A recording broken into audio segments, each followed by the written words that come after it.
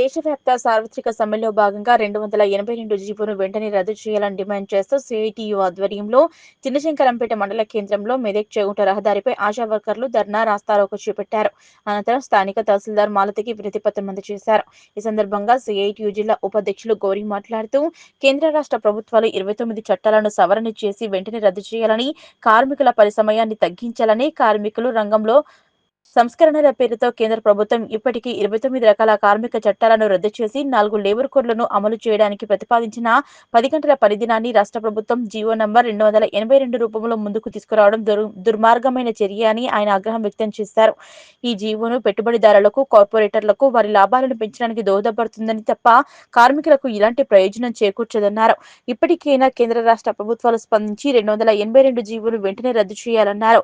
ఈ కార్యక్రమంలో ఆశా వర్కర్ల సంఘం మండల అధ్యక్షురాలు దేవమ్మ, యేసుమణి, కవిత, జ్యోతి, మీనా, యాదమ్మ, రాజమణి, అనిత, అనురాధ, సంతోష, లలిత, లక్ష్మి తదితరులు పాల్గొన్నారు. ఈరోజు శంకరంపేట మండలంలో ఈ సమ్మె చేయడానికి ముఖ్య ఉద్దేశం ఏంటంటే, ఈరోజు కేంద్ర ప్రభుత్వము ఒక 29 చట్టాలు కార్మికులకు అనుకూలంగా ఉన్న చట్టాలను ఈరోజు సవరణ చేయడం జరిగింది. అందులో భాగంగా మొన్న జూలై 5 నాడు రాష్ట్ర ప్రభుత్వం కూడా, కాంగ్రెస్ ప్రభుత్వము అలా యూనియన్ ఒక పక్క కార్మికులకు అనుకూలంగానే మేము సమ్మెలో పాల్గొంటామని చెప్తూనే ఈరోజు రాష్ట్ర ముఖ్యమంత్రి 282 జీవోను తీసుకొచ్చి ఇలా కార్మికులకు పని దినాలను పెంపొందించిన 10 గంటల దినాన్ని. అందుకోసమే ఈ సమ్మె చేయడం అనేది జరుగుతూ ఉంది. ఒక దిక్కు ఐఎన్టీ యూనియన్గా వాళ్ళు కాంగ్రెస్ ప్రభుత్వం అనుకూలంగా ఉన్న యూనియన్ వచ్చేసి సమ్మెలో పాల్గొంటుంది. ఒక భాగంగానేమో వాళ్ళ ప్రభుత్వాలు మాత్రము జీవోలు జారీ చేస్తూ ఉంటుంది. కేంద్ర ప్రభుత్వము చెయ్యక ముందుకే ఇలా రాష్ట్ర ప్రభుత్వం చేసిందంటే, ఇలా కేంద్ర ప్రభుత్వానికి తొత్తుగా మారిన రాష్ట్ర ప్రభుత్వాన్ని మేము ఖండిస్తున్నాము. అట్లాగే కేంద్రంలో ఉన్న 29 చట్టాలు ఏవైతే సవరణ చేసి 4 లేబర్ కోడ్లను తీసుకొచ్చి పెట్టిందో, ఆ 4 లేబర్ కోడ్లను ఈరోజు రద్దు చేయాలని చెప్పి ఈరోజు దేశవ్యాప్తంగా ఆల్ ఇండియా పిలుపుగా ఈరోజు మొత్తంగా సమ్మె చేయడం అనేది జరుగుతుంది.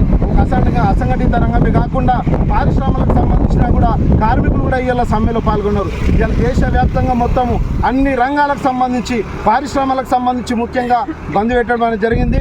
ఇలా యూనియన్ పెట్టుకోలేని పరిస్థితి, లేబర్ కోడ్లలో యూనియన్ పెట్టుకుంటే దాడులు చేసే పరిస్థితి.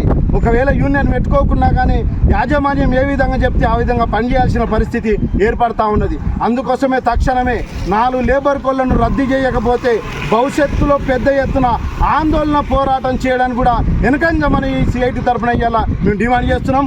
కార్మికుల పట్ల సిఐటిగా అండగా ఉంటుందని ఈ సందర్భంగా మేము విజ్ఞప్తి చేస్తూ ఉన్నాం.